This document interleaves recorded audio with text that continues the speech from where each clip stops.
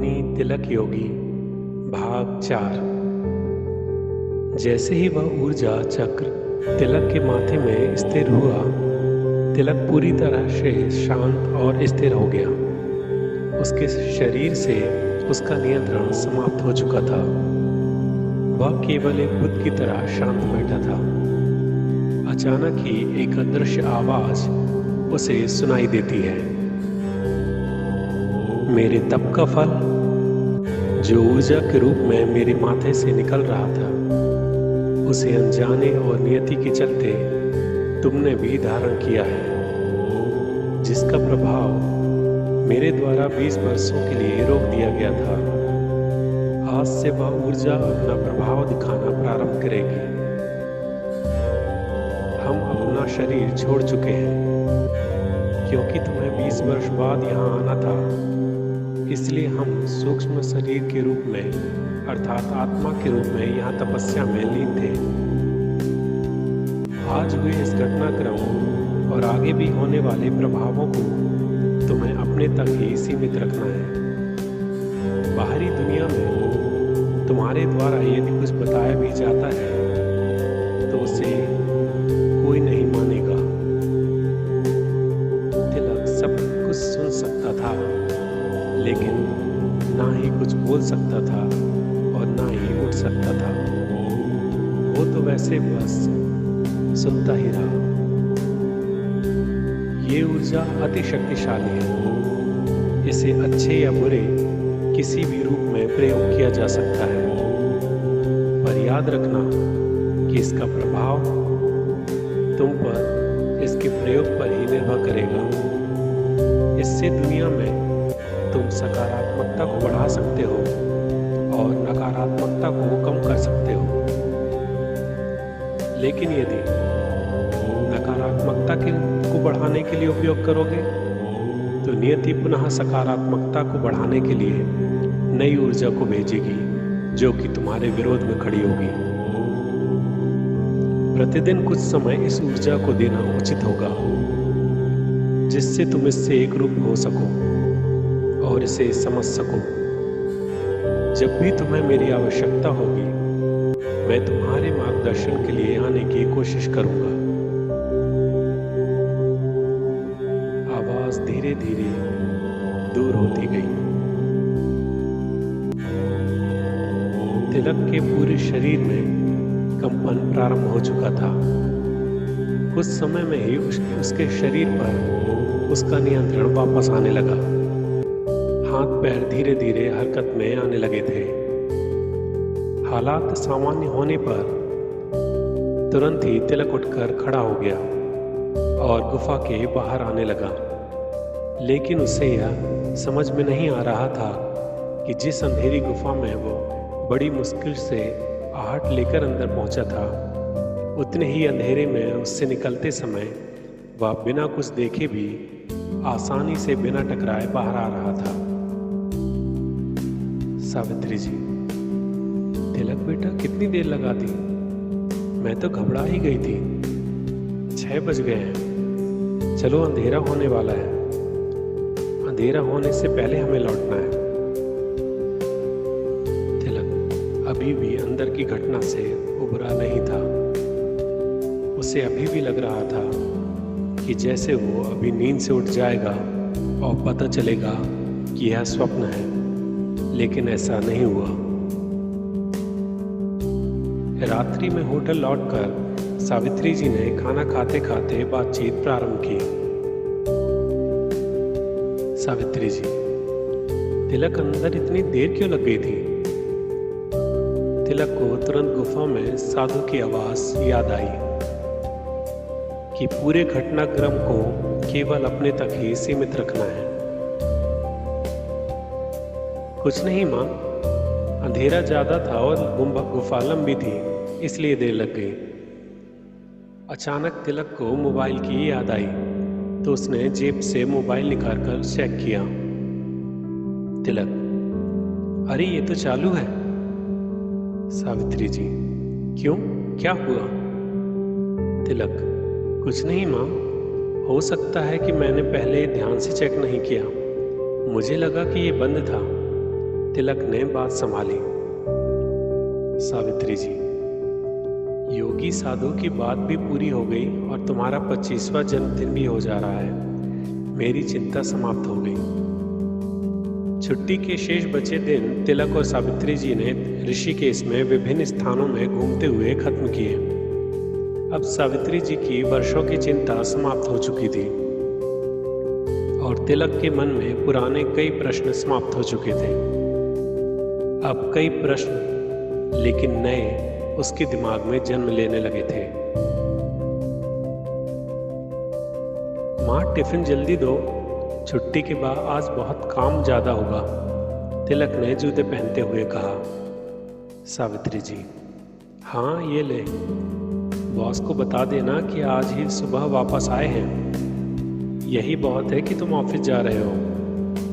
तिलक ने माँ की बातों पर हंसते हुए सिर हिलाया, टिफिन लिया और ऑफिस की ओर चल गया। तिलक अपने केबिन में प्रवेश करता है। सुरेंद्र, कैसी रही यात्रा? बड़े रिलैक्स दिख रहे हो, तिलक ने मुस्कुराते हुए कहा। भाई बहुत अच्छी रही, घूमकर लौटा हूं तो तब से बड़ा अच्छा लग रहा है।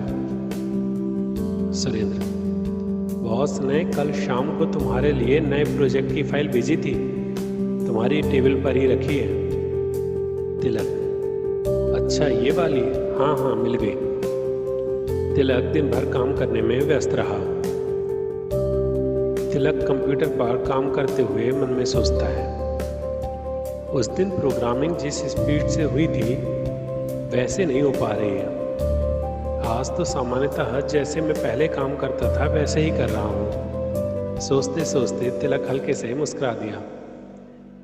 सावित्री जी, एक रोटी और ले लो, वैसे भी आजकल तुम कम खाना खाने लगे हो। तिलक, कहाँ माँ, अच्छा खासा तो खाना खाता हूँ, तुम तो हमेशा ऐसे ही कहती रहती हो। सावित्री जी बनावटी गुस्सा दिखाते हुए, हाँ हाँ ठीक है, क्या अब अपने खाने पर भी नजर लगाएगा? तिलक, माँ मैं सोने जा रहा हूँ, आज थोड़ा ज्यादा थक गया हूँ, कहते हुए तिलक अपने कमरे में चला गया। कमरे में पहुंचकर तिलक पलंग पर बैठ गया। उसके दिमाग में ऋषिकेश की गुफा में साधु की आवाज गूंज रही थी। इस ऊर्जा को कुछ समय देना उचित होगा, जिससे तुम इससे एक रूप हो सको और इसे समझ सको। तिलक ने पास रखी चटाई को उठाकर जमीन पर बिछा दिया और उसमें जिस तरह से उसे गुफा में बिठाया गया था, अर्थात पालथी मारकर योग मुद्रा की अवस्था में, वैसे ही बैठ गया और आंखें बंद कर लीं। कुछ समय तक उसका दिमाग कई विचारों में डूबा रहा, फिर धीरे धीरे विचार हटते चले गए। दिमाग अब पूरी तरह से विचारों से रहित था। आगे क्या करना है तिलक को कुछ भी नहीं पता था, इसलिए स्वयं को नियति के भरोसे छोड़ दिया। ना कोई मंत्र, ना कोई विचार, सिर्फ शून्य, शून्य और शून्य। तिलक के सिर में हल्का सा भारीपन लगने लगा, जो एकत्रित होकर माथे की ओर बढ़ने लगा। अब वह भारीपन दोनों भ्रुकुटी के बीच में पहुंच चुका था। कुछ समय में ही भ्रुकुटी के बीच का भारीपन हल्की सी ठंडक में बदलने लगा और कुछ देर में तिलक को जैसे कि उस अवस्था पर, उस स्थान पर किसी ने बर्फ रख दी हो, ऐसा अनुभव हुआ। अचानक तिलक आंखें खोलना चाहता था, लेकिन जैसे कि किसी ने उसे रोक दिया हो।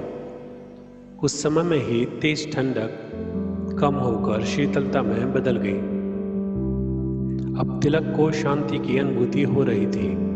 उसे लग रहा था जैसे शरीर का अस्तित्व धीरे धीरे खत्म हो रहा है। उसे शरीर बिल्कुल हल्का लगने लगा था। हाथ की उंगलियां, फिर हाथ, पैर, पूरा शरीर बिल्कुल हल्का होकर जैसे कि हवा में मिल चुका था। अब शरीर का अनुभव जाता रहा और सिर्फ बहने वाली हवा की तरह ही उसे स्वयं में अनुभव हो रहा था। अचानक एक परम शांत बहती हुई ऊर्जा उससे अपने पास अनुभव हुई। वह ऊर्जा भी बहती हुई हवा की तरह ही तिलक को स्वयं की बहती हुई ऊर्जा के साथ साथ बहती हुई होने का आभास हुआ। ये स्थिति लगातार चलती रही। अब तिलक को स्वयं की ऊर्जा ज्यादा ऊर्जावान प्रतीत होने लगी थी। वह अत्यधिक ऊर्जावान ऊर्जा धीरे धीरे पुनः फिर से स्थिर होने लगी और फिर शरीर का अनुभव होना प्रारंभ हो गया। जल्द ही तिलक वापस से स्वयं में बैठा हुआ अनुभव करने लगा। तिलक ने आंखें खोली तो कुछ देर में उसे वापस से सामान्य दिखना प्रारंभ हुआ। शायद इतनी देर आंखें बंद रहने के कारण ऐसा हुआ हो। उसने घड़ी देखी तो 11 बज रहा था। आश्चर्य से तिलक ने स्वयं से कहा, 2 घंटे हो गए। मुझे लगा कि मैं कुछ ही देर पहले बैठा था। तिलक उठा और चटाई को वापस अपने स्थान पर रखा और सोने के लिए पलंग पर लेट गया। तिलक ने अनुभव किया कि थकावट का रंच मात्र भी निशान नहीं था। वो स्वयं को अद्भुत रूप से ऊर्जावान महसूस कर रहा था। लेटे ही लेटे तिलक विचार कर रहा था कि अभी होने वाले पूरा घटनाक्रम के बारे में उसे ना ही ज्ञात था और ना ही उसने आज से पहले कभी इस तरह का प्रयोग किया था। अनायास ही ऐसा पूरा घटनाक्रम घटित हुआ है। शायद इससे ही नियति कहते हैं। ये जंगल तो वही स्थान है जहां मैं पहले आ चुका हूं। एक बार नहीं, शायद कई बार आ चुका हूं। लेकिन इस बार कितनी शांति लग रही है। यहाँ ना कोई डर, ना कोई घबराहट। कितनी सरलता से मैं जंगल में घूम रहा हूँ। चलने की गति जैसे मन से नियंत्रित हो रही है। तुरंत ही तिलक ने अपने पैरों की ओर देखा तो वह जमीन से लगभग 4 इंच ऊपर था। मैं जमीन पर नहीं हूँ, मैं हवा मोड़ रहा हूँ। सच में मेरी दिशा मेरे मन से नियंत्रित हो रही है। तिलक ने दूर से आ रहे उस प्रकाश की ओर जाने की इच्छा की तो वह उस ओर बढ़ चला।